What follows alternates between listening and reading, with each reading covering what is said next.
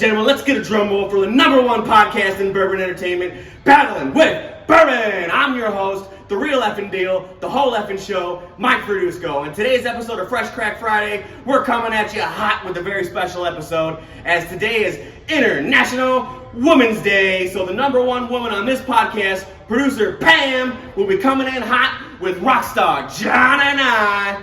So to you, Pam, this drink's for you. Why don't you tell them what we got? Thank you, Michael, for that marvelous introduction. And today, of course, as you said, is International Women's Day. And what better way to celebrate it than with our very own Producer Pam. Hi. So her first official video. I know she was on the interview episodes, but this is her official, introduction into a video of Battling with Bourbon. So we're excited.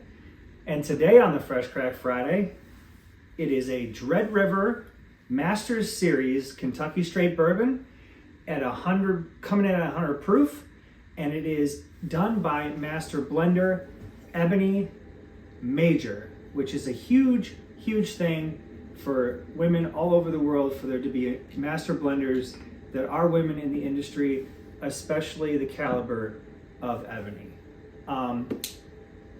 Pam, why don't you tell us a little bit about this wonderful find that you found out in Alabama? Yeah, so actually before I made it to Alabama for the first time, several years ago now, a handful of years ago, when we went to the Bullet distillery for the first time, the tour guide that was there told us a little bit about Eboni Major, who used to work for Bullet. She actually created their single barrel program. And wonderful on top of that, not only is she a woman who created the single barrel program, but she's the first African-American woman in terms of whiskey blending ever. So she started kind of, doing this in 2015, and she's done a lot of cool things since then. Post Bullet days, she teamed up with Dread River Distilling, which I just so happened to be at a work conference last year now, so almost a whole year ago actually, and in Birmingham, and I had knew about Eboni before then, and I was like, I gotta definitely do the Dread River Distilling, just to see if I can get some taste in. Before then, I did already purchase this bottle though online. I was lucky enough to get one. There's only 1,500 made.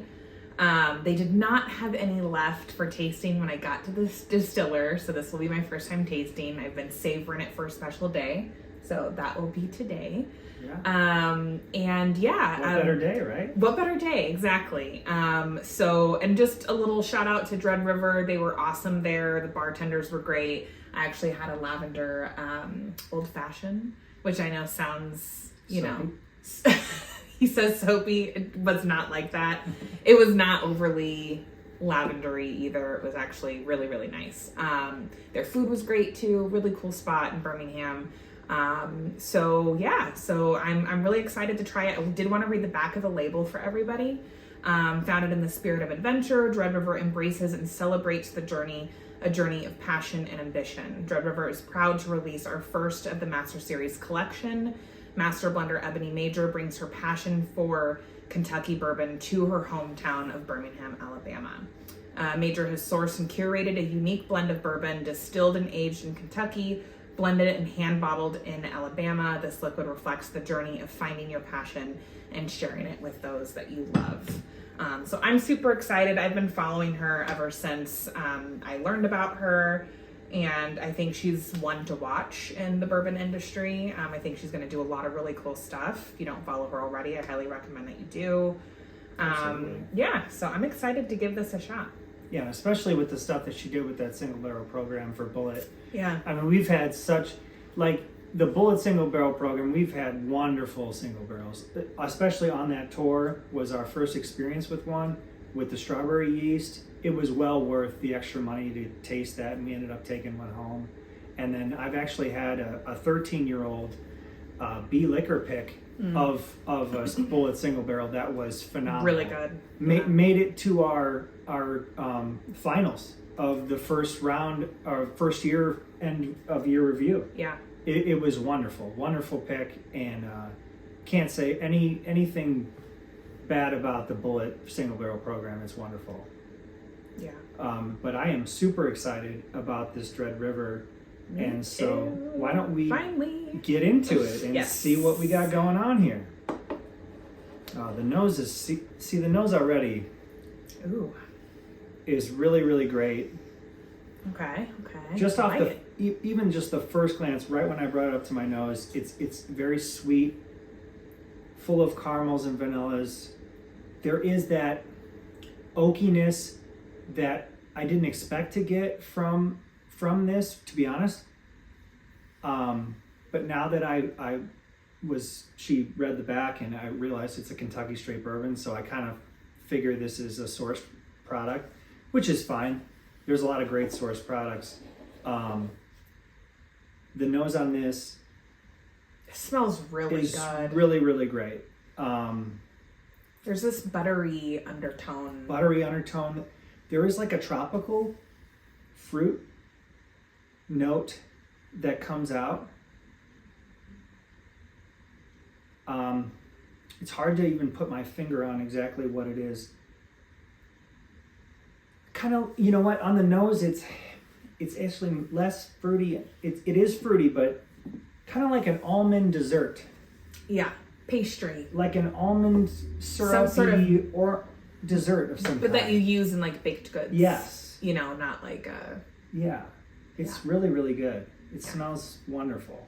It kind of reminds me of that amaretto flavor that we had in Italy. They did the amaretto gelato and amaretto and their different desserts and stuff. It has that wonderful component to that. If you ever go to Italy, don't sleep on the amaretto flavored items. Now, I will say I could totally be off base because I'm not as advanced in my palate, I feel like, as you and Mike are. But that's kind of what it reminds me of. It reminds me of that for sure. And smell and memory, as we all know, are linked. Yeah, I really, really enjoy the nose. Why don't we give it a taste? Yeah.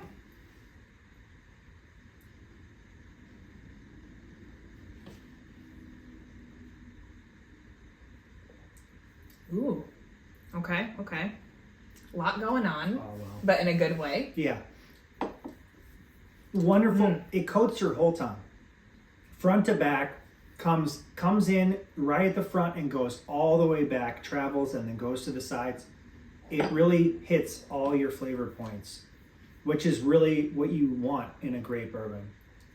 I don't get any Kentucky hug or anything like that. No, but it sits there on your palate for a while, but it's a good thing. Like it's in a good way.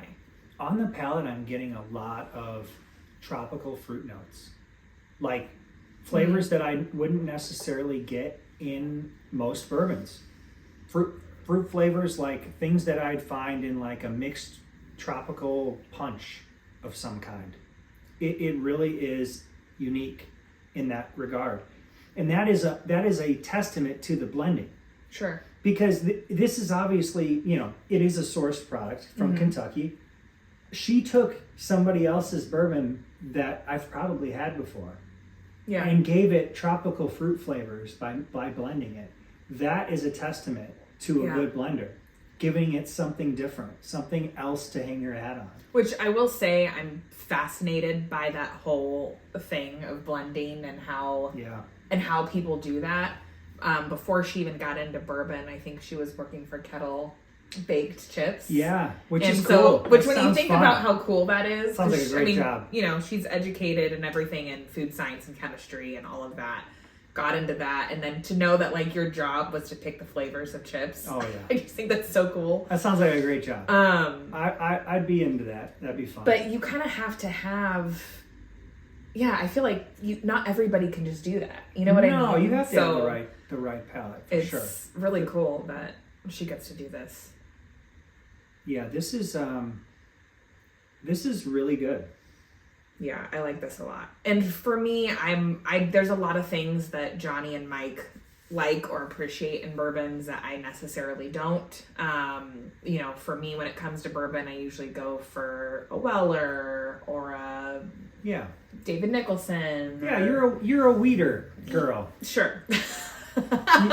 Hashtag weeder girl. I'm gonna put that in there. You go. Yeah, she traditionally goes for a nice weeder. Yeah.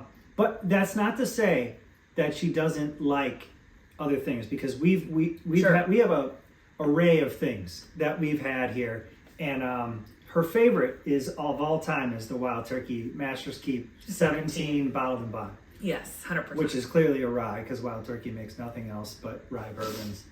And yeah, wonderful. Yeah. I will say with the tropical notes that you're picking up, it reminds me, which is a completely different thing, but of the Tullamore 14 year. 100%. Which is one of my favorite Irish whiskeys. So yes, and that has a lot of the tropical. It's not. I'm not saying it's identical, obviously, but it's similar. It does have a lot of that, though. Yeah, and it's easy drinking, but still giving you complexity at the same time. You know what I mean? I'm actually really happy that you brought that up, because that is something I didn't even put together in my head. Yeah. But you bringing that up really takes me back to that bottle, because that was really the best Irish whiskey I have personally ever had. Yeah. I really, really love that bottle. But for a bourbon to have similarities with that, and to be easy drinking in that way, but still giving you a lot of flavor and a lot to appreciate about it. That's actually that's a way to even describe it, because I get these flavors a little bit more in Irish whiskeys, specifically aged Irish whiskeys. Single malts usually, not Scotch, don't get it twisted, but Irish ones. Yeah, that's a really great way to kind of tell you what I'm tasting. And then this would not be a battling with bourbon episode if we didn't mention the legs. We have the legs to pay homage to Mike Producer, who's not with us today. He sadly could not be here today, but he did that wonderful intro. Oh yeah, this has got really, really nice legs. If you can see that in the video, I don't know if you can, but the drips are very slow, very streaky. Really gives you a nice viscosity on there. That's really good. Yeah, it doesn't just roll off the glass like it didn't exist. It's nice, and it's really perfectly done at 100 proof. I really have to say that this is like a really great 100 proof bourbon. It's not too weak. It's not too strong. It's right there where I think it should be. Yeah. I think they did a great job with the proof. It honestly great all along. Great. The finish sits on your palate. Mm-hmm. I have all the flavors just sitting there. It's not here in the chest. It's right on the palate. It's just sitting, enjoying the flavors. It doesn't turn on you, turn weird in your mouth, where you, like, after a while you get that weird taste in your mouth with certain things. It doesn't have that. Doesn't have that at all. It's got a really nice finish. I'm really, really impressed with this. Yeah. Do you want to give it a rating? Yes, but can I do a couple plugs first? Absolutely. Okay, just a couple plugs. I'll enjoy it. One of the projects actually that Eboni Major had been working on is with a new whiskey bourbon company that you guys might not have heard of yet, but founded and owned by another woman, which is great. So Wonderful. Fits right into what we're trying to go for today. We believe in that in Battling with Bourbon. Yes. It's called Founder's Fool. That's why I have my phone out, because I wanted to remind myself to bring a couple of these things up. And they kind of have this cool, like when you look at their bottle, theater, Romeo and Juliet vibe, which they even talk about on their webpage. Yeah. So this is called the Prelude, because it's their very first bottle. And Eboni Major helped blend this, and it's a straight rye whiskey. They're coming up with other things in the future. Of course, as we all know, bourbon takes time to actually age and do all the things it needs to do to make it good. But they are coming out in the next couple years with a 4-year rye whiskey, a 4-year bourbon whiskey, and then in 2026, a 4-year wheated bourbon whiskey. So the CEO is Juliet Schmaltz. She's actually a Midwest. She was born and raised in Indiana, just like you and Mike were. And then she's Kentucky trained in whiskey. So she used to be a physician before this. Her story's really cool too, and came over to the bourbon world. So just something to keep a lookout for. And then also the Women in Distilling social media and website pages. They have this really cool feature on their site and app where you can look up distillers near you, not just in bourbon, but any distilling companies that, you know, are women led or that hire a lot of women or feature women of color. So I'm definitely going to have to link that in our web pages and our social media sites just so you guys can check it out. Super important. I mean, I think there's so many women in whiskey and bourbon, and I know you had mentioned to me before about the book. Yeah, Fred Minnick, somebody that everybody in whiskey kind of pays attention to. He has a book called Whiskey Women that kind of tells you the history behind women in whiskey and how their contributions were basically just so important in how the industry came to be. So if you are an avid reader or you're just interested, pick that bad boy up and check it out. And there's a lot of social media channels too that feature, so it's just really cool. Like, you know, in general it's cool, but especially as a woman, you know, it's cool when you're in an industry that's very male led, to see women and women of color kind of breaking those barriers and producing amazing product. You can't help but want to celebrate it. So so rating officially. Yes. Let's give the official Fresh Crack Friday rating. All right. Are you ready? I am ready. All right. On the nose.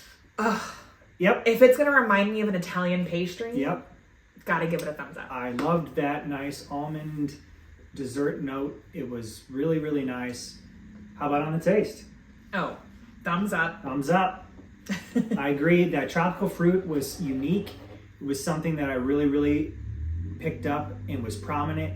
It coated your whole tongue. It was really, really nice. I really think if you find this, please get it. You probably won't. You probably won't. I'm sorry, but if you do, you know, maybe in Alabama somebody in a small store has it or something or whatever.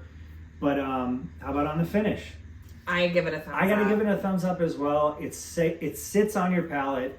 It doesn't change into a weird I got a weird taste in my. It's just nice, prominent bourbon notes, but still has a little of that tropical fruit on the finish and sits there and doesn't hit you in the chest too hard. Mm-hmm. It's just really nice.